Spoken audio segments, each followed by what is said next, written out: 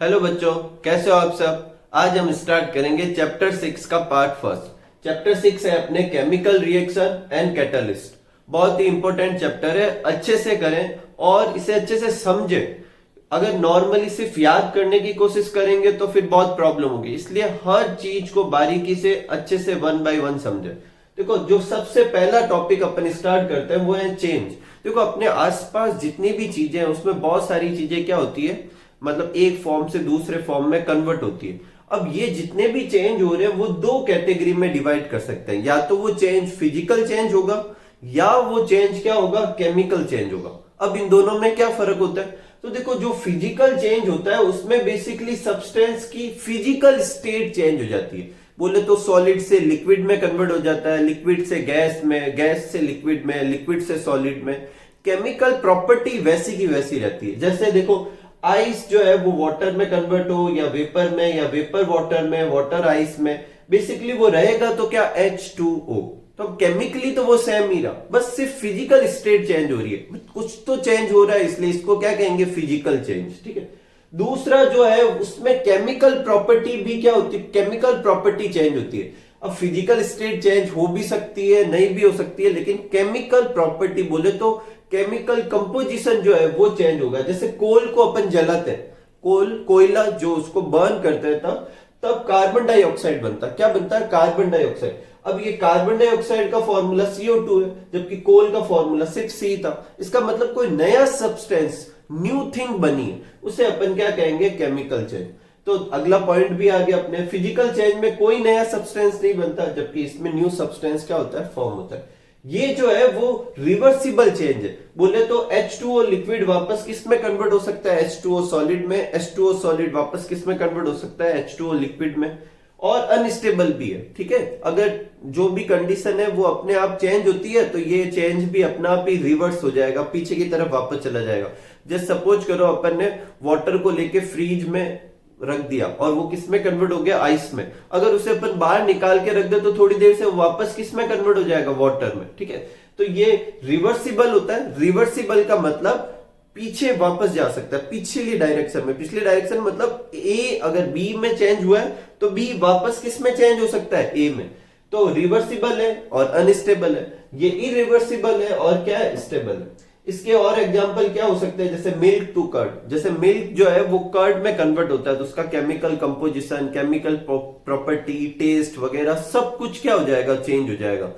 Physical state भी कुछ कुछ चेंज हो जाती है। और अपन किसी भी मेथड से वापस कर्ड से क्या नहीं बना सकते, मिल्क नहीं बना सकते। तो ये कैसा चेंज होगा, chemical change. Rusting of iron, rusting of iron आप सब जानते हैं, आयरन के ऊपर वो पाउडर सब्सटेंस लग जाता है जिसको क्या कहते हैं, रस्ट। उस रस्ट से वापस मैं आयरन नहीं बना सकता। स्पॉइलेज ऑफ फूड, फूड जो है वो थोड़े टाइम बाद खराब हो जाता है, फिर वो खराब फूड से अपन नॉर्मल फूड नहीं बना सकते। तो ये कुछ एग्जाम्पल है केमिकल चेंज के। तो क्वेश्चन उठता है ये सडनली कहां से आया, अपना टॉपिक तो कुछ और था। तो इस केमिकल चेंज से ही अपना टॉपिक बनता है, जो कि क्या है, केमिकल रिएक्शन, और अपना फर्स्ट टॉपिक है। किसी भी सब्सटेंस में केमिकल चेंज होने को ही क्या कहते हैं, केमिकल रिएक्शन कहते हैं। अच्छे समझ में आई आपको बात। Chemical change in a substance is known as chemical reaction. ठीक है। अब देखो, अगर केमिकल चेंज होगा तो एक स्टार्टिंग सब्सटेंस होगा जिसमें केमिकल चेंज होने से कुछ नया सब्सटेंस बना। तो जो स्टार्टिंग सब्सटेंस होगा वो रिएक्टेंट कहलाएगा। क्या कहलाएगा, रिएक्टेंट। और जो चेंज होने के बाद में बना है वो क्या कहलाएगा, प्रोडक्ट। क्या कहलाएगा, प्रोडक्ट। तो the chemical substance taken at a start of reaction is known as reactant, and the chemical substance formed as a result of chemical reaction is known as product. So we can say in a chemical reaction reactant change into product. We can say लिखना भूल गया, we can say in a chemical reaction reactant change into products. reactant किस में convert होता है, product में convert होता है। तो ये आप नोट कर लीजिए।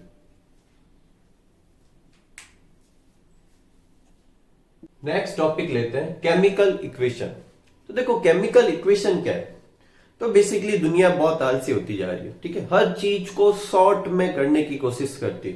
तो देखो, जब अपन ये केमिकल रिएक्शन लिखते हैं तो वो थोड़ी बड़ी हो जाती है, तो उसे शॉर्ट में लिखने का तरीका है केमिकल इक्वेशन। एक एग्जांपल से अच्छे से समझते हैं। देखो, देखो सपोज करो ये केमिकल रिएक्शन थी जिसको डिनोट करने के लिए मुझे ऐसा लिखना पड़ा कि when we burn coal in presence of air it convert into carbon dioxide which is a gas.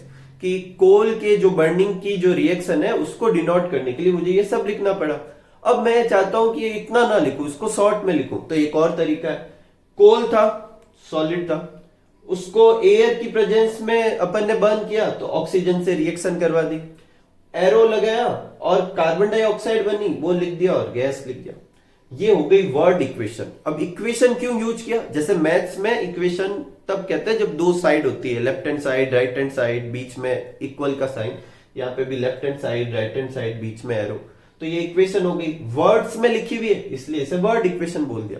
लेकिन दुनिया और आलसी, तो और आगे बढ़ते हैं। तो ये कोल को कोल क्यों लिखूं? कोल का फॉर्मूला लिख देता हूं। तो कोल बेसिकली कार्बन होता है तो इसे लिख दिया C।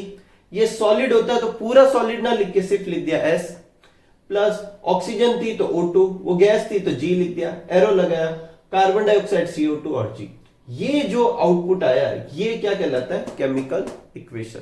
तो बेसिकली केमिकल इक्वेशन क्या है? It is a short hand method, बोले तो शॉर्ट में लिखने का तरीका to represent a chemical reaction. किसको रिप्रेजेंट करना? Chemical reaction in form of symbols and formula of reactant and product along with reaction condition and energy change. अगर reaction कुछ कंडीशन है तो वो अपन यहां पे नोट कर लेंगे और एनर्जी चेंज है तो यहां पर लिख देंगे। तो ये अपनी क्या होती है? Chemical equation. अब एक केमिकल इक्वेशन को लिखते कैसे हैं, उसके राइटिंग का मेथड क्या होता है, वो अपन आगे देखते हैं। तो देखो सबसे पहला रूल और सबसे सिंपल सा रूल कि जो सिंबल और फॉर्मूला है रिएक्टेंट और प्रोडक्ट की, उनको कौन से को किस साइड में लिखना है। तो देखो रिएक्टेंट को अपन ने किस साइड में लिखा है? लेफ्ट हैंड साइड में। और प्रोडक्ट को अपन ने किस साइड में लिखा है? राइट हैंड साइड में। और उन दोनों को किस साइन से सेपरेट किया है? एरो से। तो ये अपना फर्स्ट हो जाएगा। कभी कभी क्या होती है, कुछ केमिकल रिएक्शन को रिएक्शन कंडीशन चेंज करके पीछे की डायरेक्शन में फोर्सफुली करवा सकते हैं, अपने आप नहीं होगा, करवा सकते हैं, तो उन्हें क्या कहेंगे? Reversible chemical reaction. आगे पढ़ेंगे। ऐसे केस में अपन सिंगल एरो ना लगा के ये साइन लगाएंगे, ये बताने के लिए कि रिएक्शन क्या हो सकती है, रिएक्टेंट से प्रोडक्ट में कन्वर्ट कर सकते हैं और कंडीशन चेंज करके वापस प्रोडक्ट से रिएक्टेंट में चेंज कर सकते हैं। नेक्स्ट, अगर रिएक्टेंट एक से ज्यादा है तो क्या करें? जैसे यहां पर रिएक्टेंट 2 थे, तो अगर मैं C और O2 के बीच में कुछ ना लिखूं तो कोई इसे CO2 रीड कर लेगा, तो बीच में क्या लगा देंगे? Plus sign. तो अगर रिएक्टेंट एक से ज्यादा है तो बीच में प्लस साइन लगाएंगे, प्रोडक्ट एक से ज्यादा है तो भी प्लस साइन लगाएंगे। इसका एक और मीनिंग है, अच्छा समझो। अगर आप कोई ऐसी केमिकल रिएक्शन देखते हो जो आपने फर्स्ट टाइम देखी और उसमें जो सिंबल्स लिखे हैं वो भी आपको नहीं पता, लेकिन अगर रिएक्टेंट वाली साइड में कितना भी बड़ा वो अल्फाबेट का ऑर्डर ग्रुप लिखा हो और उसमें बीच में कहीं पे भी प्लस नहीं है, तो इसका क्या मतलब समझा जाएगा कि वो पूरा का पूरा क्या है? एक ही क्या है? रिएक्टेंट। क्योंकि अगर एक से ज्यादा होते तो बीच में क्या लगा होता? प्लस लगा होता। ठीक है। Next, reaction should be balance. Reaction जो होती है वो बैलेंस होनी चाहिए। बैलेंस का क्या मतलब है कि number of each atom reactant side में और प्रोडक्ट साइड में बराबर होने चाहिए। बैलेंस कैसे करते हैं वो अपन आगे के टॉपिक में देखेंगे। नेक्स्ट है रिप्रेजेंट फिजिकल स्टेट। रिएक्टेंट और प्रोडक्ट की अपन को फिजिकल स्टेट भी डिनोट करनी है। तो अगर रिएक्टेंट या प्रोडक्ट में से कोई गैस है तो ब्रैकेट में G लिख देंगे, लिक्विड है तो L लिख देंगे, सॉलिड है तो S लिख देंगे। लेकिन कभी कभी क्या होता है कि अपन कोई सॉलिड चीज यूज करते हैं लेकिन उसे रिएक्शन में डायरेक्ट यूटिलाइज नहीं करते, उसे वाटर में डिसॉल्व कर लेते हैं। अब वाटर में डिसॉल्व करेंगे तो वो लिक्विड हो गया, जबकि पहले वो क्या था? सॉलिड। मैं S लिख नहीं सकता क्योंकि अब वो लिक्विड स्टेट में, और मैं L लिख नहीं सकता क्योंकि वो पहले सॉलिड में था। ऐसे केस में AQ aqueous solution symbol use करते हैं। नेक्स्ट चलते हैं। कैटालिस्ट, टेम्परेचर, प्रेशर, जो भी रिएक्शन के कंप्लीट होने के लिए चाहिए उसे इस एरो के ऊपर या नीचे लिख दिया जाता है। कैटालिस्ट क्या होते हैं? कैटालिस्ट भी इस चैप्टर के एंड में अपन पूरे डिटेल में पढ़ेंगे, अभी शॉर्ट में बता देता हूं। ये ऐसे सब्सटेंस होते हैं जो रिएक्शन को फास्ट या स्लो करवा सकते हैं, अपने अकॉर्डिंग नीड जैसी होती है। अपन और डिटेल में आगे पढ़ेंगे। नेक्स्ट देखते हैं। अगर मान लो कोई रिएक्शन कंप्लीट होते समय हीट रिलीज करे या हीट एब्जॉर्ब करे तो कैसे करेंगे? तो अगर हीट रिलीज करेगी तो जैसे मान लो ये रिएक्टेंट, एरो, प्रोडक्ट, प्रोडक्ट के पास में जितने भी लिखने हैं आप सब लिख के प्लस हीट लिख देना। प्लस हीट का मतलब कि भाई इस रिएक्शन में हीट रिलीज हो रही है, और माइनस हीट लिख देंगे, इसका मतलब कि भाई इस रिएक्शन में क्या हो रही है, हीट क्या हो रही है, एब्जॉर्ब हो रही है। ठीक है, तो ये अपने क्या हो गया, केमिकल इक्वेशन और उसको लिखने का तरीका नोट कर लीजिए। देखो जब अपन ने केमिकल इक्वेशन के मेथड लिखे थे कि केमिकल इक्वेशन को कैसे राइट करते हैं, तो वहां दो टर्म आई थी, एक बैलेंस कैसे करते हैं, एक बैलेंसिंग आया था और एक आया था कि हीट रिलीज और एब्जॉर्ब होती है, तो उन रिएक्शन को क्या कहते हैं। तो पहले अपन दोनों टॉपिक को देखते हैं फिर आगे बढ़ेंगे। तो एक्सोथर्मिक और एंडोथर्मिक रिएक्शन जो होती है वो रिएक्शन इस बेस पर क्लासिफाई की जाती है कि रिएक्शन होते समय क्या एनर्जी रिलीज होगी या एनर्जी क्या होगी, एब्जॉर्ब। अगर रिएक्शन होते समय एनर्जी रिलीज होती है तो इसे कहेंगे एक्सोथर्मिक रिएक्शन, और अगर एब्जॉर्ब होगी तो उसे कहेंगे एंडोथर्मिक रिएक्शन। ठीक है, अगर रिलीज होगी तो उसे प्रोडक्ट साइड में प्लस हीट या हीट की अमाउंट को लिखकर डिनोट करेंगे, और अगर एंडोथर्मिक होगी तो प्रोडक्ट साइड में माइनस हीट या हीट की अमाउंट लिखकर अपन डिनोट करेंगे। ठीक है, हीट की अमाउंट को किलो कैलोरी पर मोल या किलो जूल पर मोल में वैल्यू भी लिख सकते हैं, पर वैल्यू याद करने की कोई नीड नहीं। प्लस हीट लिखेंगे तो एक्सोथर्मिक हो जाएगी, माइनस हीट लिखेंगे तो क्या हो जाएगी, एंडोथर्मिक। ये दो एग्जांपल और ये इनकी डेफिनेशन। नेक्स्ट अपने मन में क्वेश्चन उठता है कि कब एक्सोथर्मिक होगी और कब एंडोथर्मिक। तो देखो हर सब्सटेंस की खुद की कुछ ना कुछ क्या होती है, एनर्जी होती है। तो अगर रिएक्टेंट की एनर्जी प्रोडक्ट की एनर्जी के बराबर है तब तो ना तो रिएक्शन एक्सोथर्मिक होगी ना एंडोथर्मिक। एक्सोथर्मिक और एंडोथर्मिक तब होगी जब रिएक्टेंट और प्रोडक्ट दोनों की एनर्जी बराबर नहीं है। तो पहला केस लेते हैं, पहला केस जब रिएक्टेंट की एनर्जी ज्यादा है प्रोडक्ट की एनर्जी से। सपोज करो ये लाइन एनर्जी लेवल को शो कर रही है, तो रिएक्टेंट की एनर्जी ज्यादा है, प्रोडक्ट की एनर्जी कम है। तो जब रिएक्टेंट प्रोडक्ट में कन्वर्ट हो जाएगा तो उसे तो सिर्फ इतनी एनर्जी चाहिए, ये एक्स्ट्रा एनर्जी का क्या करेगा, तो वो रिलीज कर देगा, और कैसी हो जाएगी रिएक्शन, एक्सोथर्मिक। एकदम सिंपल। अब उल्टा करते हैं, अगर प्रोडक्ट की एनर्जी ज्यादा होती और रिएक्टेंट की एनर्जी क्या होती, कम होती। ये ग्रीन वाली लाइन किसको डिनोट कर रही है, रिएक्टेंट की एनर्जी को, और ये रेड वाली लाइन किसकी एनर्जी को डिनोट कर रही है, प्रोडक्ट की। तो प्रोडक्ट की एनर्जी ज्यादा है तो ये रिएक्टेंट तो इसमें कन्वर्ट हो ही नहीं सकता क्योंकि इसके पास इतनी एनर्जी नहीं है। तो ये क्या करेगा, जितनी एक्स्ट्रा एनर्जी है वो सराउंडिंग से या किसी भी मेथड से एब्जॉर्ब करेगा और फिर वो किस में कन्वर्ट होगा, प्रोडक्ट में। तो अगर रिएक्टेंट की एनर्जी ज्यादा है तो एक्सोथर्मिक, प्रोडक्ट की एनर्जी ज्यादा है तो एंडोथर्मिक, दोनों की बराबर है तो कोई हीट का लेना देना नहीं होगा। एकदम सिंपल सा ये था अपने। नेक्स्ट अपन टॉपिक करते हैं बैलेंस केमिकल इक्वेशन। तो देखो बैलेंसिंग क्या होती है, तो बैलेंसिंग का मतलब होता है ऐसी केमिकल इक्वेशन जिसमें हर एलिमेंट के एटम रिएक्टेंट साइड में या प्रोडक्ट साइड में दोनों तरफ बराबर होने चाहिए, उसे अपन क्या कहेंगे, बैलेंस केमिकल इक्वेशन। जैसे ये एक एग्जांपल लेते हैं अपन, अगर इस एग्जांपल को नोट करें तो इसमें देखो इस रिएक्शन में तीन तरह के एलिमेंट है, कार्बन, हाइड्रोजन और ऑक्सीजन। ये रिएक्शन क्या है, मीथेन जो है वो ऑक्सीजन से रिएक्शन करके क्या बना रही है, कार्बन डाइऑक्साइड और वाटर। तो अब देखो काउंट करते हैं, एक काउंट करते समय एलिमेंट के नंबर काउंट करते समय अच्छे से सीखे वो कैसे काउंट करते हैं। जैसे मान लो मुझे यह काउंट करना है हाइड्रोजन कितना है, तो दो जगह देखना है, एक हाइड्रोजन के जस्ट नीचे कितने नंबर है और उसके आगे उसके पूरे जो भी मॉलिक्यूल में वो प्रेजेंट है पर्टिकुलर एलिमेंट, उसके पूरे के आगे कितने नंबर, उन दोनों नंबर को मल्टीप्लाई करके आंसर आएगा। जैसे इसके नीचे 2 है आगे 2 है तो 2 इंटू 2 कितना हो जाएगा, 4। तो हाइड्रोजन कितने होंगे, टोटल 4, कोई प्रॉब्लम नहीं।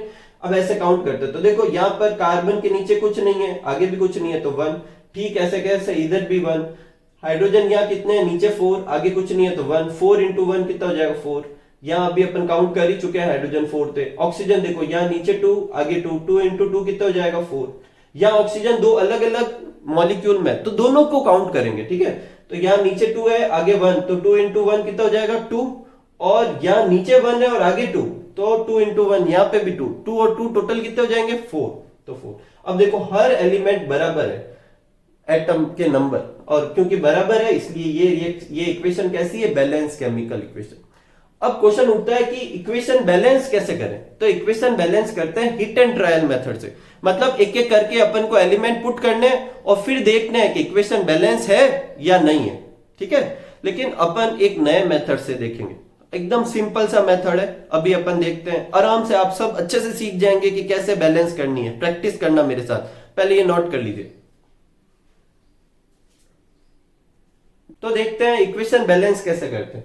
जैसे ये इक्वेशन है जो अनबैलेंस है, इसे बैलेंस करना है। तो हिट एंड ट्रायल मेथड क्या कहता है कि यहाँ पर आगे जो है वो आप नंबर पुट करो कोई भी, ऐसे 1 2 3, और फिर पुट करके फिर देखो कि ये इक्वेशन बैलेंस हुई या नहीं। अगर नहीं हुई तो नेक्स्ट नंबर पुट करो, फिर वापस चेक करो। एक बार हिट फिर ट्रायल, ट्रायल मतलब वापस चेक करना, और इस तरीके से ये बैलेंस करना होता है। वैसे ये मेथड ठीक है और इससे बैलेंस भी हो जाता है, लेकिन कभी कभी कुछ इक्वेशन ऐसी होती है जिन्हें तो अपन एक बार देखे तो भी पता कर सकते हैं कि इसके आगे 1 रख दो 2 रख दो ये बैलेंस हो गई, लेकिन कभी कभी थोड़ी प्रॉब्लम हो जाती है सोचने में, तो उसके लिए अपन ये मेथड देखते हैं। देखो ये मेथड थोड़ा मैथ से रिलेटेड है, पर आराम से अगर आप देखोगे तो आराम से समझ में आएगा और पक्का एक बार में ही बैलेंस हो जाएगा।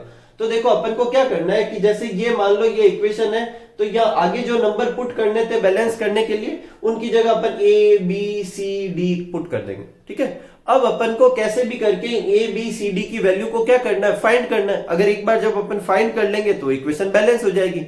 अब कौन सा मेथड यूज करेंगे, तो देखो ये एक इक्वेशन है, इसका मतलब इधर के नंबर और इधर के नंबर बराबर होंगे, तो उसी का अपन क्या करेंगे, यूज करेंगे। अपन स्टार्ट करते हैं। देखो रिएक्टेंट प्रोडक्ट दो साइड बना ली, कौन कौन से एलिमेंट है, एक Fe, एक हाइड्रोजन, एक ऑक्सीजन लिख लिया।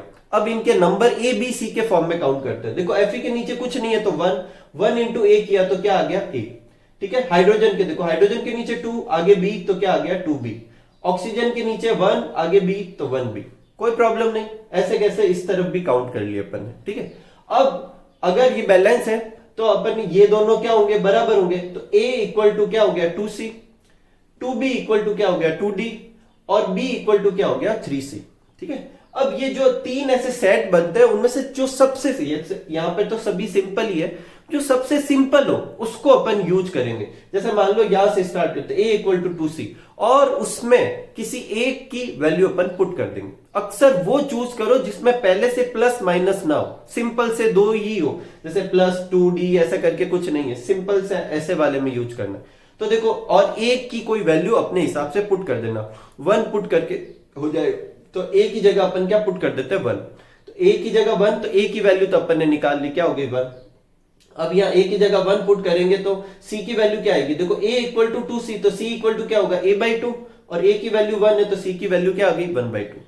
फिर इसकी निकालेंगे। अब देखो इसको निकालने के लिए ना तो a चाहिए ना c चाहिए, इसलिए अभी अपन बाद में निकालेंगे, पहले इसको निकाल लेते हैं। ठीक है, b इक्वल टू 3c, और c की वैल्यू मेरे पास है कितनी है, हाफ, तो c की वैल्यू पुट कर दी हाफ, तो 3/2 b की वैल्यू आ गई। फिर ये वैल्यू यहां पर पुट कर देंगे। देखो 2b इक्वल टू 2d, 2 से 2 कट हो गया, b equal to d, b की वैल्यू 3/2 है तो d की वैल्यू भी 3/2, चारों की वैल्यू आ गई, एकदम सिंपल। अब ये अपन वैल्यू लिख देते हैं। अगर ये वैल्यू नॉर्मल नंबर में होती, इंटीजर में होती, तो बस यही आंसर होता, लेकिन ये तो फ्रैक्शन में है तो इसे इंटीजर में करेंगे, किसी एक पर्टिकुलर नंबर से मल्टीप्लाई करा देंगे जिससे ये इंटीजर में हो जाए। जैसे 2 से मल्टीप्लाई करा देते हैं, तो 2 को 1 से कराएंगे तो 2 हो जाएगा, 3/2 को मल्टीप्लाई कराएंगे तो क्या हो जाएगा 3, 1/2 को कराएंगे तो क्या हो जाएगा 1, 3/2 को मल्टीप्लाई कराएंगे तो क्या हो जाएगा 3। अब ये नंबर a की जगह a की वैल्यू पुट कर देंगे, b की जगह b की वैल्यू पुट कर देंगे, c की जगह c की वैल्यू, d की जगह d की वैल्यू, और ये अपने आ गई इक्वेशन बैलेंस, एकदम सिंपल, एक बार में हो गई। एक और करते हैं। देखो CH4O2 CO2 और H2, अगेन वही अपन ने सबके आगे ABCD लिख दिया, और प्रोडक्ट और रिएक्टेंट की तरफ अपन ने क्या कर लिया, काउंट कर लिए। कैसे काउंट करते हैं मैं फिर रिपीट करता हूं। देखो C के नीचे कुछ नहीं है तो 1 को A से मल्टीप्लाई किया तो 1a, हाइड्रोजन के नीचे क्या है 4, आगे क्या था a तो 4a। ठीक है, ऐसे कैसे, जैसे मान लो इधर ऑक्सीजन बैलेंस मेजर करनी हो कितनी है, तो ऑक्सीजन देखो यहाँ कितना है 2, आगे कितना है c तो हो गया 2c, लेकिन ऑक्सीजन और भी है, यहाँ 1 और आगे d तो 1d, तो टोटल क्या हो गया 2c प्लस d। ठीक है, घबराना नहीं है, ऐसे आए तो आराम से हो जाएगा। ठीक है, फिर अपन कंपेयर करना है, तो देखो a इक्वल टू क्या हो जाएगा c, 4a इक्वल टू क्या हो जाएगा 2d, और 2b इक्वल टू क्या हो जाएगा 2c प्लस d। ऐसी इक्वेशन से स्टार्ट नहीं करना, ट्राई करना है कि ऐसी इक्वेशन हो जिसमें प्लस माइनस ना हो, वहां से स्टार्ट करना है। तो ये एकदम सिंपल सा है, यहां से स्टार्ट करते हैं। a की जगह अपन कितना पुट कर देते हैं 1, a की जगह 1 पुट करेंगे तो c a के बराबर है, वो भी 1 आ जाएगा। फिर 4a इक्वल टू 2d, तो 4a इक्वल टू 2d है, 4 से 2 कट हो जाएगा तो d इक्वल टू कितना आ जाएगा 2a, a की वैल्यू मेरे पास है 1 तो d की वैल्यू भी कितनी आ गई 2। फिर इस वाली इक्वेशन में पुट करते हैं 2b equal to 2c plus d, c की वैल्यू मैं 1 फाइंड कर चुका हूं, d की वैल्यू कितनी है 2, मैं पुट कर दूंगा तो कितना आंसर आ जाएगा 2 आ गया। कितना आ गया 2। अब ये सब वैल्यू लिख देते हैं 1 2 1 2 लिख दिया। अब इधर तो ये सब फ्रैक्शन में थे तो अपन ने मल्टीप्लाई कराया, इधर फ्रैक्शन में है ही नहीं तो यही आंसर हो जाएंगे, ये इनके आगे पुट कर देंगे और इक्वेशन अपने बैलेंस। एकदम सिंपल सा मेथड है। मैं आगे आपको कुछ स्लाइड में कुछ और क्वेश्चन भी दे रहा हूं, उनको भी बैलेंस करें और अच्छे से प्रैक्टिस करें। इसी के साथ अपन इस वीडियो का ये पार्ट एंड करते हैं। आप जो भी आज सिखाया गया है उसे अच्छे से लर्न करें, अच्छे से सीखें और अच्छे से प्रैक्टिस करें। खूब सारा पढ़े, मन लगा के पढ़े और खूब हार्डवर्क करें। Thank you for watching.